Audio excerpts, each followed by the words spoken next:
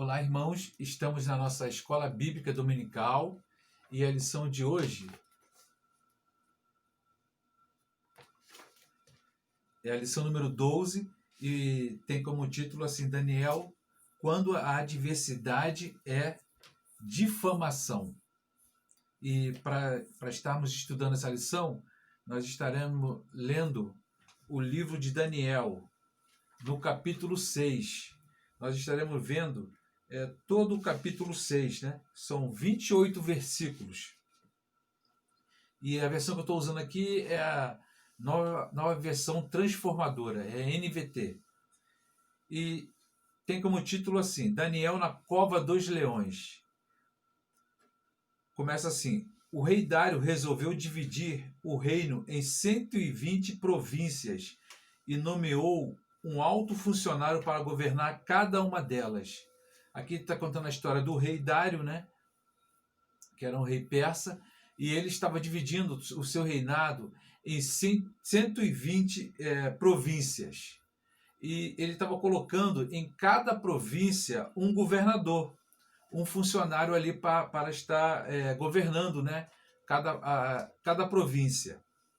O versículo 2 fala que o rei também escolheu como administradores Daniel e outros 2 homens, para que supervisionassem os altos funcionários e protegessem os interesses do rei. Então, o rei Dário, ele havia colocado 120 governadores e agora ele estava colocando 3 altos funcionários, ou seja, 3 supervisores para estarem de olho naqueles 120 governadores. E aqui fala que em pouco tempo, Daniel, que foi um dos escolhidos, né, para ser administradores, se mostrou mais capaz que todos os outros administradores e altos funcionários. Então, Daniel era uma pessoa que ele tinha uma alta capacidade, né, de poder trabalhar, de organizar, conforme a sua sabedoria que vinha dos altos céus. Deus havia concedido a ele sabedoria e com isso ele se mostrou mais capaz do que todos os outros, tanto os outros supervisores quanto os governadores. Por causa da grande capacidade de Daniel, o rei planejava colocá-lo à frente de todo o reino. E no versículo 4 fala: os outros administradores e altos funcionários começaram a procurar falhas no modo como Daniel conduzia as questões de governo, mas nada encontraram para criticar ou condenar. Ele era leal, sempre responsável e digno de confiança, né? Isso é uma das virtudes, né, de um líder, principalmente de um líder que seja temente a Deus. Temos que entender que, por sermos tementes a Deus, né, quando as pessoas olharem para nós, eles têm que olhar e ver essas coisas em nós, né? Olhar e ver que nós somos pessoas leais, pessoas responsáveis e dignas de confiança, assim como foi Daniel. E no versículo 5 diz assim: por isso concluíram, nossa única chance de encontrar algum motivo para acusar Daniel será em relação às leis de seu Deus. Então eles queriam pegar, né, alguma coisa na lei de Deus para ser usado contra Daniel. Então os administradores e os altos funcionários foram até o rei e lhe disseram: que o rei Dário viva para sempre. Nós, administradores, oficiais, altos funcionários, conselheiros e governadores, estamos todos de acordo que o rei deva decretar uma lei a ser cumprida rigorosamente. Dê ordens para que, nos próximos 30 dias, qualquer pessoa que orar a alguém, divino ou humano, exceto ao rei, seja lançado na cova dos leões. Né? A princípio, quando nós lemos esse versículo, parece que dá a entender que o rei, somente o rei poderia ser adorado. Só que quando você começa a estudar como era a cultura dos persas em relação aos povos que eles dominavam, eles não impediam aqueles povos de adorar os seus deuses. Eles aculturavam aquele povo, né? Traziam aquele povo para a cultura persa e deixavam que aquele povo, seja qual povo fosse, adorasse seus próprios deuses.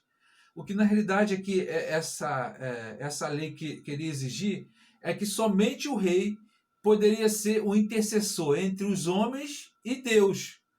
Ninguém poderia orar a Deus diretamente e nem orar a um outro intercessor, né? Somente ao rei. O rei teria que ser a pessoa que as pessoas deveriam orar para que as petições dessas pessoas pudessem ser ouvidas por Deus. E aí sim, a gente passa a entender melhor o que vinha a ser essa lei. Agora, ó rei, decrete e assine essa lei para que não possa ser mudada, como lei oficial dos medos e dos persas. Eles sempre, que se quisesse fazer uma lei, né, que se fosse cumprida à risca, eles usavam sempre esses argumentos, né, dos medos e dos persas. E Dário, ele era dos medos, né, e que fazia parte dos persas. Por ele ser o rei que governava os persas. O reino persa ele era imenso, né? E incluía outros reinados, outras civilizações, porque eles conquistavam, né? E aquelas civilizações ali, aqueles reinados tinham que entregar ao rei tanto o seu reinado quanto também as suas posses e tudo mais. Era assim, sempre era assim e é até os dias de hoje assim quando um povo é dominado. Mas vamos lá. E o rei Dário assinou a lei, mesmo porque, né, ele estava sendo pressionado pelos seus líderes, né, para que houvesse isso, e talvez ele não visse nenhuma coisa assim de anormal, o que fosse atribuir a alguém do seu reino algum tipo de prejuízo, né? É isso que é a problemática de muitas vezes a gente tomar decisões sem olhar os a favores e os contras. Sempre que nós vamos tomar alguma decisão, temos que olhar a coisa que é a favor e a coisa que é contra, e pesar na balança se vale a pena a gente continuar a fazer aquilo. Mas não foi assim com o rei Dário, mesmo porque os seus próprios conselheiros, né, que eram esses líderes, já estavam a favor, né? Ainda que Daniel, que era um dos líderes, fosse ao contrário, se fosse feita uma votação ali, né, os seus líderes seriam maioria e a maioria iria vencer perante a opinião do rei. Né? Mas vamos lá. Quando Daniel soube que a lei tinha sido assinada, foi para casa e, como de costume, porque era o costume, né, de quem temia a Deus, de quem tinha a Deus como seu Senhor, orar. Então o que ele foi? Ele foi ajoelhou-se no seu quarto, no andar de cima, com as janelas abertas na direção de Jerusalém, porque isso é o que era ensinado, né, ao povo judeu, que se fizesse assim, todas as vezes que você fosse orar, você tinha que estar direcionado para Jerusalém, para a cidade santa, né? E assim fez Daniel. Orava 3 vezes por dia e dava graças ao seu Deus. É que podemos ver aqui, né? Porque o período, como nós dividimos o tempo, né? Nós dividimos o dia em 3 períodos. O tempo não, o dia em 3 períodos. O período da manhã, o período da tarde e o período da noite. A cada um desses períodos, Daniel orava. Daniel orava pela manhã, Daniel orava pela tarde, Daniel orava pela noite ao seu Deus. Os oficiais foram juntos à casa de Daniel e o encontraram orando e pedindo ajuda a Deus. Com certeza eles já haviam, já estavam já monitorando Daniel e sabia que Daniel tinha esse costume, né, de orar, e sabia que eles colocando uma lei que fosse contrária à lei de Daniel, Daniel poderia ser pego por causa disso. E foi assim que assim o fizeram. Então foram diretamente ao rei e o lembraram da lei. Eles falaram, o rei não assinou um decreto ordenando que qualquer um que orasse a alguém, divino ou humano, exceto ao rei, fosse lançado à cova dos leões? Sim, respondeu o rei. Essa decisão está em vigor. É uma lei oficial dos medos e dos persas, que não pode ser revogada. Né? Dificilmente uma lei era revogada. Né? Uma lei que era assinada pelo rei e sendo proclamada, né, como sendo dos persas e dos medos, dificilmente era revogada. A lei tinha que ser cumprida, porque ali levava sempre a chancela do rei, levava o seu carimbo oficial. O rei usava um anel com o simbolismo do seu reinado, e quando ele carimbava uma lei ou qualquer coisa com esse, ninguém poderia violar, a não ser pela própria ordem do rei. Mas nem a lei que ele mesmo havia proclamado, ele poderia revogar, ele poderia quebrar essa lei. Então disseram ao rei: aquele homem Daniel, um dos exilados de Judá, não dá importância ao rei e nem à sua lei. Continua a orar ao Deus dele 3 vezes ao dia. É claro, como nós tínhamos falando aqui desse reinado persa, o reinado persa existiam pessoas de vários outros lugares, né? De vários outros povos. E assim era Daniel. Daniel, ele tinha o povo, né, de Deus ali estava sendo exilado pelos persas. E Daniel já tinha mostrado, né? Se a gente for olhar Daniel desde o início, né, do livro, a gente vê que Daniel passa por vários reis, né? Ele havia sido pego desde a sua infância, porque eles tinham esse costume de ir até os líderes, né? Ou os reis, ou aos príncipes, aos maiorais desses reinados, e recolher os seus filhos, porque os filhos dessas pessoas, eles estudavam geralmente, né, com os mestres, eles tinham uma educação, né, superior, eles sabiam muitas das vezes outras línguas, né? Então era fácil pegar essa pessoa que já tinha um certo nível de cultura e adaptar a sua cultura, a cultura do seu povo, e ensinar essas pessoas a serem sábias, né? E a continuarem governando dentro do seu próprio reinado. E assim fez com Daniel e com os outros também, né? Que a gente vai analisar aqui na lição. E quando o rei ouviu isso, ficou muito angustiado e procurou uma forma de salvar Daniel. Passou o resto do dia pensando no modo de livrá-lo dessa situação, porque ele sabia que ele havia assinado uma coisa que havia sido contra uma pessoa que ele queria muito bem, né? Que tinha ele tinha uma visão dele, né, de Daniel, como uma pessoa sensata, uma pessoa sábia, uma pessoa fiel ao seu reinado. À noite os homens foram junto ao rei e disseram: ó rei, o senhor sabe que, conforme a lei dos medos e dos persas, deve decretar que o rei assine, que o rei assina pode ser revogado. Ó rei, o senhor sabe que, conforme a lei dos medos e dos persas, nenhum decreto que o rei assina pode ser revogado. Por fim, o rei deu ordens para que Daniel fosse preso e lançado na cova dos leões. O rei lhe disse: que seu Deus, a quem você serve fielmente, o livre. Assim é o rei falando com Daniel.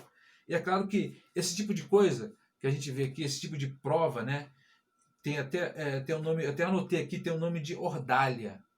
O que era ordalha? Ordalha é um tipo de prova judiciária usado para determinar culpa ou inocência ao acusado. E Daniel, ele havia sido pego, né, contra essa lei, e ele iria passar por essa ordalha, que era, como disse aqui, era uma prova judiciária para saber se ele tinha culpa ou inocência. Então, ele ia ser jogado na cova dos leões, né, como nós vamos ler aqui daqui a pouco, e ali ele ia passar uma noite. Se ele conseguisse sair vivo dali, isso queria dizer que, por uma ordem divina, por um Deus, né, porque eles não acreditavam no Deus único, eles acreditavam em todos os vários tipos de deuses, esse Deus iria, se ele fosse inocente, esse Deus iria livrar ele da boca dos leões, né, da fome dos leões. Porém, se ele fosse culpado, ele iria ser morto. Isso acontecia muito, não era somente com cova de leões. Eles faziam também isso muito com pessoas que caíam também em alguma transgressão, e eles amarravam essas pessoas e jogavam no rio, né? Se essa pessoa sobrevivesse, é porque essa pessoa não teve culpa, porque o próprio Deus, seja qual Deus fosse, né, porque eles já acreditavam em outros deuses, livrou aquela pessoa daquela condenação. Então isso estava acontecendo também com Daniel. Então trouxeram uma pedra e colocaram sobre a abertura da cova. O rei selou a pedra, né, com seu anel e com os anéis de seus nobres, para dizer que todos estavam ali como testemunha, para que ninguém pudesse resgatar Daniel, né? Para que violasse lá o selo, né? Deveria vir não somente do rei, mas de todos os que estavam ali, né? Concordando, mas isso não poderia ser feito porque era uma lei, como já haviam dito, né? Era uma lei que não tinha como ser revogada. O rei voltou ao seu palácio e passou a noite em jejum. E é interessante isso, né? O rei, apesar de ter concordado com a lei e concordado com a pena da lei, ele estava aflito. Ele passou a noite em jejum, né? Com certeza, pela vida de Daniel. Não quis que nenhum dos seus divertimentos habituais e não conseguiu dormir a noite inteira, como diz o versículo 18. No versículo 19 diz: de manhã bem cedo levantou-se e foi apressadamente à cova dos leões. Isso expressa, né, qual era a importância de Daniel para o rei. Daniel talvez fosse, né, um verdadeiro amigo, uma pessoa de confiança, como diz a palavra aqui, e tudo mais para o rei. Ele tinha, né, a confiança do rei. Ele tinha o temor do rei com a própria vida dele. E ele de manhã cedo foi lá para ver como é que estava, né, Daniel lá na cova dos leões. Quando chegou lá, gritou angustiado: Daniel, servo do Deus vivo, o Deus a quem você serve tão fielmente, pôde livrá-lo dos leões? Daniel respondeu. E é interessante a resposta de Daniel, né? Talvez a primeira coisa que eu fosse falar seria: sim, o meu Deus me livrou, mas ele não disse isso. Para você ver qual era o temor, né, de Daniel, qual era o respeito de Daniel para com o rei. Ele fala assim: que o rei viva para sempre. Olha só as primeiras palavras que Daniel fala para com o rei.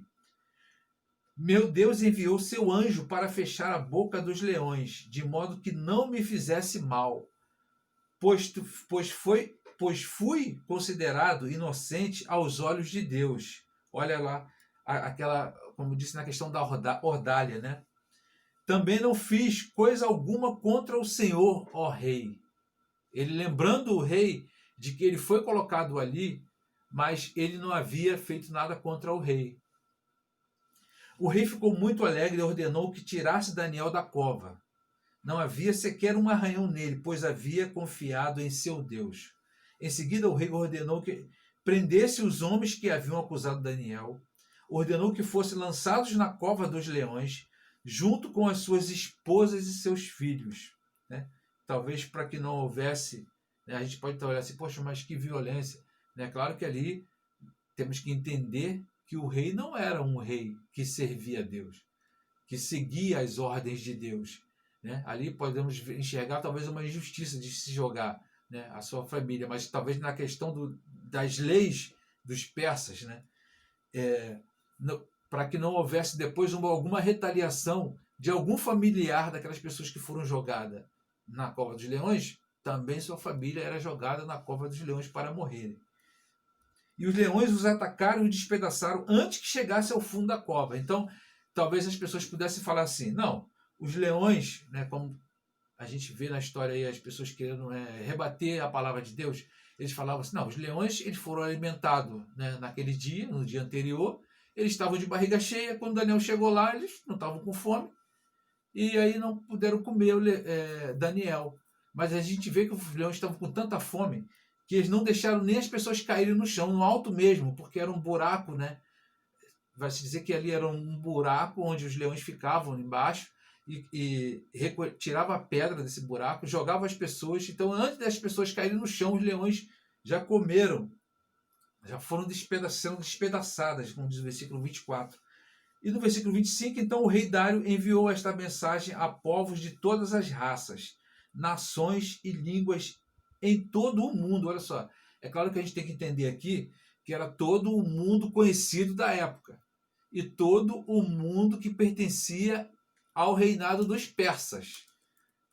E falou assim: paz e prosperidade. Decreto que todos em meu reino devem tremer de medo diante do Deus de Daniel, pois ele é o Deus vivo e permanecerá para sempre. Seu reino jamais será destruído e seu domínio não terá fim. Ou seja, para você ver, né, que através dos atos de Deus, um rei reconhece, né, a soberania de Deus, que a lei de Deus que nós podemos adorar a ele, estava acima da lei dos medos e dos persas. Muito interessante isso. Ele livra e salva seu povo, versículo 27. Realiza sinais e maravilhas nos céus e na terra. Foi ele que livrou Daniel do poder dos leões. Olha só o reconhecimento, né, do rei com a soberania e o poder de Deus. Irmãos, nós servimos a um Deus que é poderoso e que é soberano, e é por isso que ele é chamado de Rei dos Reis, Senhor dos Senhores. Assim Daniel prosperou durante o reinado de Dário e durante o reinado de Ciro o Persa. Essa aqui foi a leitura que nós fizemos, né, de Daniel no capítulo 6. E entrando na lição aqui, a lição foi escrita pela educadora religiosa Helenice Gomes. E começa assim: a vida de Daniel nos inspira pelo seu exemplo de fé, temor, respeito, honestidade e fidelidade a Deus. É tão maravilhoso quando a gente vê homens de Deus, né, tendo toda essa capacidade em suas vidas, né, no seu modo de viver, né, na sua existência, no ambiente onde ele vive, ele ser reconhecido por esses atributos. Uma vida de relacionamento e experiências profundas, permitindo que Deus forjasse o seu caráter ao ponto de ser reconhecido como um homem íntegro e de espírito excelente. Maravilhoso isso. Mesmo estando Daniel inserido numa cultura pagã, é claro que, né, na questão da cultura pagã, era porque eles adoravam outros deuses, né? Ou talvez não adorasse Deus nenhum, né? Mas nós sabemos que, como cristãos que somos e aprendedores, sendo um aprendizado da palavra de Deus, reconhecendo Deus como sendo o único Deus existente nessa terra, aí nós colocamos as outras religiões e culturas como pagãs. Permaneceu firme e temente a Deus. Estamos inseridos numa sociedade onde a adversidade nos pressiona, mas, a exemplo de Daniel, não devemos renunciar ao que é correto diante de Deus. Nós podemos renunciar ao que é correto aos olhos dos homens, porque nem sempre o que é aos olhos dos homens verdadeiramente é correto, mas nunca aos olhos de Deus. E quem foi Daniel? Eu já tinha dado uma pincelada antes. Daniel era um jovem hebreu, filho de pais hebreus, pertencente a uma linhagem real de Judá. Judá é uma das 12 tribos de Israel, né? Da tribo, do povo de Deus. O povo de Deus era dividido em 12 tribos. E Judá era uma das tribos. E ele era pertencente a Judá. E, como podemos dizer assim, como Jesus, ele é pertencente da linhagem da tribo de Judá. Ou pelo menos da alta nobreza de Israel. Está lá em Daniel, no capítulo 1, no versículo 3. Quando a Babilônia toma Judá e saqueia Jerusalém por volta de 587 a.C., ou seja, 587 anos antes de Cristo vir e reencarnar aqui na Terra, Daniel, com a idade entre 12 e 16 anos, né, sendo adolescente, foi levado cativo com muitos outros jovens também nobres. Na Babilônia, juntamente com outros companheiros com qualidades semelhantes a ele, Daniel foi educado para o serviço do Império Babilônico. Como eu disse antes, eles pegavam esses jovens, né, que já tinham uma cultura, eles botavam esse jovem para aprender a cultura deles, aprender, né, todo tipo de coisa relacionada ao seu povo, para que eles pudessem governar, serem governadores dentro do povo. Tanto foi assim que Daniel passou a ser um dos 3 governadores. E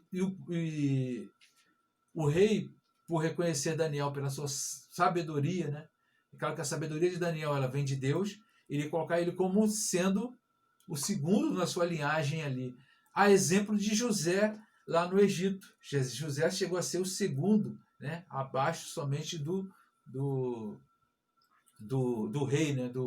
Agora eu esqueci o nome dele, do Egito, do faraó. Então, abaixo do faraó era José. E aqui ia ser colocado também, né, pelo rei Dário, Daniel. Mas como vemos aqui na história de Daniel, na Babilônia, juntamente com outros companheiros com qualidades semelhantes a ele, como eu já disse antes, Daniel foi educado para o serviço do Império Babilônico, sendo instruído sobre a língua e a civilização dos caldeus. Dentre os companheiros de Daniel na Babilônia, o relato bíblico destaca 3 nomes também que foram tirados de lá, né? Que é Ananias, Misael e Azarias. E esses 3 nomes, claro, né, para quem lê a palavra de Deus, sabe que era Sadraque, Mesaque e Abednego. Porque também, o que eles faziam com os jovens, né, que eram tirados lá do povo deles e era trazido lá para o povo, né, para o povo que estava governando. Eles eram mudados tanto a sua cultura quanto também o seu nome. Se você quiser mudar a cultura de um povo ou de uma pessoa, a primeira coisa que você tem que fazer é mudar o nome dela. Então não é à toa que existe no mundo apelidos. O apelido, na realidade, é descaracterizar a pessoa pelo qual ela era chamada para tornar ela uma outra pessoa. Mas vamos lá. Daniel tornou-se muito conhecido por sua sabedoria e piedade, especialmente na observância da lei mosaica. Está lá em Daniel, no capítulo 1, de versículos 8 a 16. Viveu mais de 90 anos, né? Viu a queda do reino da Babilônia e o estabelecimento do Império Medo-Persa, que já se inclui essa história. Ocupou posições elevadas sob o reinado de Nabucodonosor, do rei Belsazar, do rei Dário e do rei Sírio. Quer dizer, ele passou por vários reis, né? Mas continuou ali dentro da nobreza, talvez por causa da sua fidelidade para com o rei, né? Porque a finalidade dele, dentro do reinado, era ser a principal coisa que ele deveria ser, por estar junto do reinado, era ser fiel ao rei.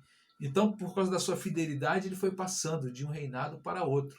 E é interessante isso, né? Porque geralmente quando vem um rei novo, ele coloca pessoas que são fiéis a ele, que já vem já, né, de outros tempos. Mas quando ele vê uma pessoa sendo fiel a um rei, ele pega essa pessoa para si, porque ele sabe que ele vai ser fiel a ele também. E assim foi com Daniel. Desde o cativeiro viveu na grande Babilônia, tendo uma vida irrepreensível numa corte corrupta. E assim também somos nós, né? Estamos aí no mundo vivendo no meio de pessoas corruptas. Além do mais, a maior endemia do Brasil não é a endemia do corona, da Covid. Não é a endemia da Covid. A maior endemia do Brasil é a corrupção. Nós vivemos no meio de uma corrupção que ultrapassa as esferas de famílias, ultrapassa as esferas de governo, de cultura e tudo mais. Chegou ao cargo, embora fosse exilado, um estrangeiro, chegou ao cargo de primeiro-ministro. O maravilhoso é que sempre permaneceu fiel a Deus. Isso é o que é interessante na vida dele. E o ponto 1 da lição fala: em meio à difamação, decida ter excelência e caráter. E que fala que, em função do tamanho do novo império, Dário escolheu 120 homens chamados de sátrapas, né, que são os governadores, que na minha Bíblia fala sobre governadores, em algumas Bíblias fala sátrapas, para governarem o seu reino. O rei também escolheu 3 homens para serem líderes dos 120 sátrapas, que ali era esses líderes, né? Esses 3 líderes, e Daniel era um deles. Então Daniel foi escolhido para ser um desses líderes. O rei Dário, observando a fidelidade de Daniel e que ele era diferente dos outros em função de sua sabedoria, de fazer o que era certo e por suas grandes qualidades, quis nomeá-lo líder sobre os demais. Está lá em Daniel, no capítulo 6. Daniel, capítulo 6, os versículos 3 e versículo 28. Os supervisores se enfureceram, tomados pela raiva, pela inveja, pelo ódio, decidiram conspirar contra Daniel, procurando manchar sua liderança. Né? Quando um líder quer derrubar o outro, a primeira coisa que ele tem que fazer é manchar a sua vida pessoal. É por isso que nesses debates políticos que a gente vê aí, em vez de debaterem ideias, né, de como vai governar, de como vai governar, né, a nação, ou como vai governar o Estado, ou até o mesmo município, eles tentam atacar a vida pessoal do seu oponente para haver um descrédito, né? Para que as pessoas não venham a votar nele. E assim também era naquele meio ali. Né? A política já é assim desde épocas, né, remotas antes de Jesus Cristo. Não obtendo resultado, eles resolveram apelar para a lei do Deus que Daniel servia, com o seu intuito de fazê-lo pecar contra o seu Criador. Né? Nós podemos até pecar contra as leis dos homens. E aí nós não podemos ter tanto temor assim, mas pecar contra a lei de Deus, aí a gente tem que ter bastante temor. Porque a lei de Deus é superior, infinitamente superior à lei dos homens. E aquele que julga a lei dos homens é infinitamente inferior àquele que julga a lei de Deus, que é o próprio Deus que julga. Os sátrapas tramaram uma lei centralizando a pessoa do rei, como se fosse um Deus, né? Aqui, como eu já disse, que talvez a interpretação não seria essa, de ser um Deus para prejudicar Daniel, como se fosse um Deus, mas sim como fosse um intermediador entre Deus e os homens. Era isso que estavam na lei, na realidade, querendo fazer. Mas vamos lá. Valeram-se da religião para armar-lhe uma cilada, mas falharam no seu propósito. E às vezes, né, as pessoas, quando querem derrubar a vida de um cristão, eles tentam usar a própria religião, a própria fé daquela pessoa para derrubarem ele perante a sociedade. Daniel se manteve firme e a boa mão do Senhor estava sobre ele, e sua conduta era digna de honra. O profeta foi um exemplo de pessoa que buscou a excelência em tudo o que fez. Nós temos que ter sempre isso em mente, irmãos, de buscar a excelência. Né? Se nós não fizemos o melhor, pelo menos fizemos o melhor que nós podíamos fazer. É essa a intenção nossa. Deus deseja que você tenha uma vida abundante. Está lá em João 10, 10. Mas para isso você precisa buscar a excelência em todas as áreas de sua vida. Não se acomode em ser apenas um frequentador de igreja ou um funcionário qualquer no seu trabalho. Né? Isso daqui também é uma das coisas muito importantes. A gente vê pessoas, né, que têm a aparência de cristã e tudo mais, mas lá no seu trabalho é difícil, né, de você ver alguém falar bem dele. Né? E isso é muito preocupante para nós, porque às vezes nós separamos trabalho de igreja. Quer dizer, vida no trabalho e vida na igreja. A mesma vida que você leva na igreja é a vida que você tem que levar no seu trabalho, tem que levar na sua casa, tem que levar na sociedade onde você vive, porque é o seu testemunho que vai contar, e não somente a palavra de Deus que você vai falar. Tem pessoas que têm a Bíblia na ponta da sua língua, mas não está na ponta da sua vida, e isso é muito preocupante. Mas vamos lá. Buscar ser melhor a cada dia, pois assim você colherá frutos bons. Provérbios 22, 29. Quem escolhe fazer as coisas com excelência se destaca entre os outros e, consequentemente, é recompensado. Deus está procurando pessoas, olha só, no mundo todo existem pessoas procurando Deus. Existem pessoas procurando Deus no mundo, existem pessoas procurando Deus na televisão, procurando Deus no seu trabalho, procurando Deus na sua família, procurando Deus na sua igreja. Mas existe um grupo de pessoas que Deus procura. Deus procura essas pessoas. Deus está procurando pessoas que honrem seus compromissos, que sejam honestas, justas e de boa índole. Lá em Salmo 101, 6, você pode ver uma referência. Uma pessoa de caráter tem palavra, está lá em Mateus 5,37. É correta, está lá em 2 Coríntios 8, 21. E sempre honra o nome que tem, Provérbios 22, 1. Você pode perder bens, saúde, família, mas nunca perdeu seu caráter. Quando o cristão perde seu caráter, eu vou dizer uma coisa para você: dificilmente ele recupera esse caráter. Dificilmente ele recupera esse caráter. Porque a primeira ofensa que ele fez foi contra Deus. Então, é aquela história, né? Você só será honrado se for por Deus. Porque pelos homens você dificilmente vai ser. E a gente vê pessoas perdendo ministérios, né? Pessoas perdendo cargos, pessoas perdendo respeito dentro da igreja por causa disso, perdeu o seu caráter. Ponto 2. Em meio à difamação, decida manter seu relacionamento com Deus. Você está sendo difamado? Se achegue mais a Deus, porque é Deus que vai te livrar, né, da sua difamação. A fé revelada nessa provação foi gloriosa. Daniel sabia que sua vida estava correndo risco, mas o que esperava de um homem amadurecido na comunhão com Deus. ele já havia experimentado atributos sobrenaturais, a saber, entendimento e sabedoria acima de todos os outros sábios da Babilônia. Ele era mais sábio do que todos os outros sábios da Babilônia.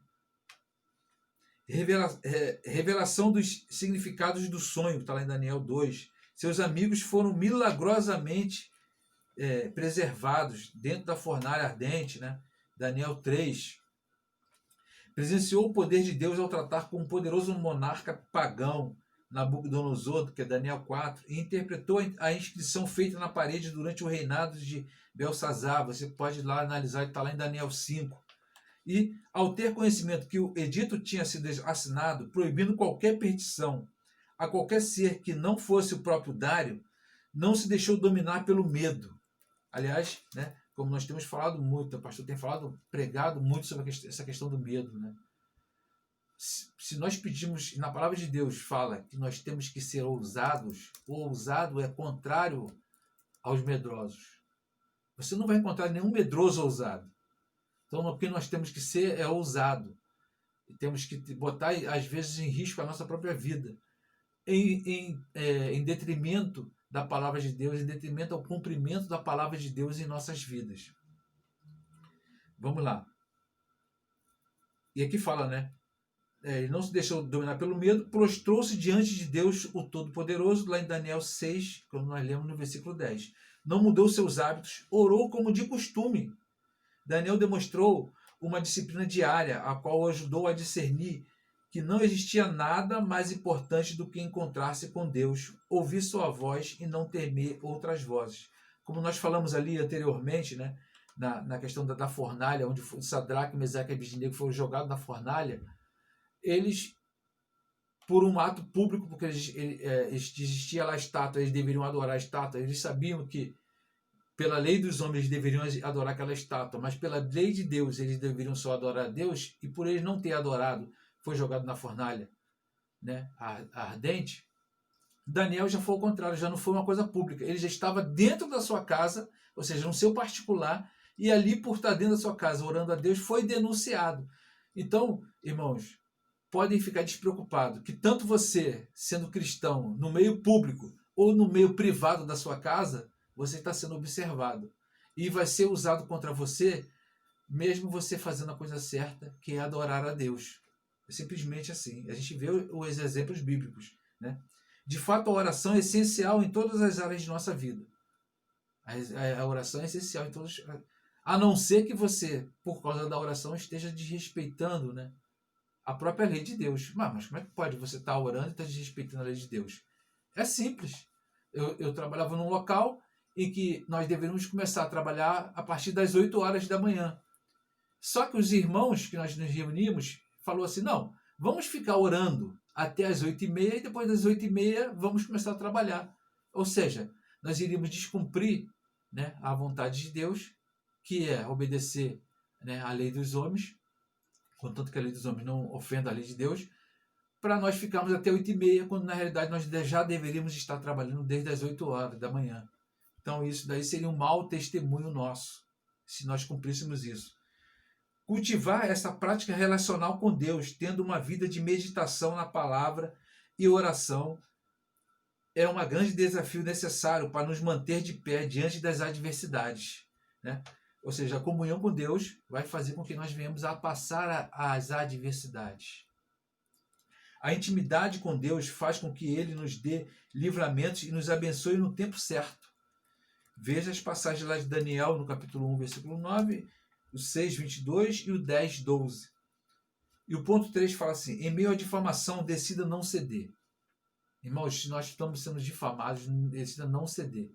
Eu já vi pessoas, líderes, sendo difamados dentro da igreja, até por outros líderes, e depois esses líderes que difamaram, eles caíram, e até hoje, pelo menos até eu sei de alguns, não conseguiu mais receber nenhuma função mais dentro da igreja, porque não tem credibilidade mais nenhuma.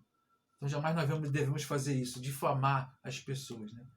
E quando formos difamados, jamais devemos ceder à difamação, continuar firmes ligados com Deus. Aqueles homens foram investidos e encontraram Daniel orando e apressadamente foram falar com o rei. Daniel estava orando na parte de cima, a parte mais visível da casa. E quando eles viram, né, não tinham nem como falar que eles não viram, né? Viram. E também já foram com a intenção de ver. Tudo o que eles queriam era difamar Daniel. O verbete difamar significa tirar a boa fama, ou crédito, ou seja, desacreditar publicamente, infamar, detrair, imputar a alguém um ato concreto e circunstanciado, ofensivo de sua reputação, conquanto não definido como crime. Falar mal, detrair. Daniel era portador de uma índole irrepreensível. Carisma, caráter, mesmo assim não estava imune às acusações infundadas daqueles que queriam a sua morte. Está em Daniel 6,13. E a gente tem que entender também, né, que na nossa vida cristã, né, principalmente, se tinha uma coisa que eu zelava muito lá no meu local de trabalho, era a minha reputação. Né? E zelo até hoje, em qualquer lugar que eu esteja. E uma das coisas que não foram nem as medalhas que eu ganhei, mas a coisa que mais me alegra é eu poder ter trabalhado lá, né? Cumprido o meu serviço, meus 30 anos de serviço lá no local de trabalho. E na minha ficha está escrito assim, minha ficha de conceito está assim, saiu daqui com um conceito excepcional. Isso para mim foi assim a maior alegria de todas, né? Se nós podemos ter uma alegria. Não foi nem outras questões, foi essa. Saber que eu não ganhei nenhum tipo de punição, nem muito menos repreensão por nenhum dos chefes que eu passei. E olha que eu passei por muitos chefes. Mas é assim. Claro, paguei preço. Nós pagamos o preço por causa disso. Nós pagamos um preço por ter uma credibilidade, por termos um nome a zelar. Né? E o nome a zelar não era o meu. O nome a zelar era o nome de Deus, por ser cristão. A difamação é uma potente arma de destruição capaz de aniquilar qualquer relacionamento e gerar marcas severas, podendo causar sérios prejuízos materiais, emocionais, sociais, espirituais e físicos. Daniel não foi poupado da difamação, pois seus inimigos agiram com maldade, orquestrando e tramando nos bastidores. Né? As pessoas imaginam que estão tramando nos bastidores, mas que Deus não está observando. E nós sabemos que Deus observa tudo, né? Deus já vai na frente, né? Para livrar o seu, né? Porque ele zela pelo seu nome. A vida de Daniel prova que um homem pode ser íntegro em meio à difamação. Ele não cedeu, poderia até interpelar ao rei ao se posicionar diante dos oficiais, mas a solução foi manter-se firme e focado em Deus, desafiando as autoridades humanas, consciente de que estava amparado pela autoridade do seu Deus. Muitos fraquejam quando passam pelo teste da difamação. É a questão que nós falamos, o crente está passando pela prova. Né? E muitas das vezes nós somos reprovados. Cedendo ao revide, aquele ditado, pagar o mal com o mal, querendo contestar, vingar, desafrontar. E nós sabemos que a vingança é daquele que julga. Então nós não temos a capacidade de julgar ninguém. Então também não temos a capacidade de se vingar de ninguém. Porque a vingança tem que vir de Deus. E assim ele faz conforme a sua vontade. A calúnia é uma mentira usada para ofender e difamar outra pessoa. A Bíblia Sagrada nos afirma que Deus odeia a mentira e por isso o caluniador está em pecado. Quem calunia outra pessoa está em pecado. Mesmo que a outra pessoa nos tenha maltratado ou falado mal de nós, não devemos usar isso como desculpa para caluniar. Nós não podemos pagar mal com mal, nós não podemos acertar um erro com outro erro. Isso não existe. Jesus nos ensina em Mateus 5,44 a amar aos nossos inimigos e orar pelas pessoas que nos perseguem. Porque vai vir dele a provisão. Né? Qual foi a última palavra? Talvez eu fique imaginando aqueles líderes, né? A guarda, jogando Daniel lá dentro do poço. E as pessoas imaginando assim, a última palavra foi a lei. Ele estava sendo cumprida, a lei estava sendo cumprida. Não. A última palavra foi Deus está livrando Daniel, tirando Daniel lá de dentro. Né? Às vezes nós ficamos preocupados tanto em vão nos jogar na lama, vão nos jogar no buraco, e esquecendo de que Deus tem poder para tirar da lama e tirar do buraco. Então vamos lá. Quando falamos mal de outras pessoas, estamos ofendendo a Deus em primeiro lugar, porque todo o pecado é transgressão a um mandamento de Deus. Veja o que a Bíblia Sagrada diz lá em Tito 3:2, Mateus 12:36, Provérbios 10:18, Tiago 1:26, Provérbios 16:28, Salmo 34:13, Mateus 5:11. Daniel não pode administrar a orquestração de seus inimigos, nem fazer o rei retroceder, nem mesmo se recusar a ir à cova dos leões. Daniel não tinha poder sobre isso. Mas podia orar e pôr sua confiança em Deus. Isso Daniel podia fazer e fez. Cabe a nós mantermos fiéis, velar pelo nosso testemunho e honrar a Deus com a nossa vida. Nós honramos a Deus não porque sabemos mais de Bíblia. Não, nós não honramos a Deus porque sabemos vários versículos. Nós honramos a Deus porque a nossa vida está indo pelo caminho que Deus quer. Aquilo que Deus, né, viu em nós. Isso sim estamos honrando a vida. Cabe ao Senhor, honrando a Deus com a nossa vida. Cabe ao Senhor nos livrar das garras do inimigo. Daniel creu em Deus e o anjo fechou a boca dos leões. Né? Isso daqui está até lá ela coloca aqui Hernandes Dias Lopes, né, que é um pastor presbiteriano, que aliás, mensagens maravilhosas. Né? Eu assisti um congresso, né, de líderes há pouco tempo agora online e uma das melhores pregações, foram mais de 10 pregações, uma das melhores pregações foi desse pastor aqui, Hernandes Dias Lopes. Aqui estão 2 dicas de como responder com sabedoria e graça quando somos difamados. Todos virão passar por algum processo de difamação, seja no seu trabalho, seja na sua igreja, ou seja na sua família, ou seja no local onde você mora. Segundo Galvin Aluden, né, ou Outluden, in the Golden Collection, como eu não sei falar muito bem inglês, está aportuguesando isso. Primeira coisa, confiar sua reputação ao Senhor. A sua reputação tem que ser confiada a Deus e não aos homens. Coloque sempre sua preocupação na verdade, não na aparência, e não deixe o medo ser sua motivação. Tem muitas pessoas que acham que a reputação deles está no seu traje, né? Na sua vestimenta. A palavra de Deus fala assim pra gente: seja simples como a pomba.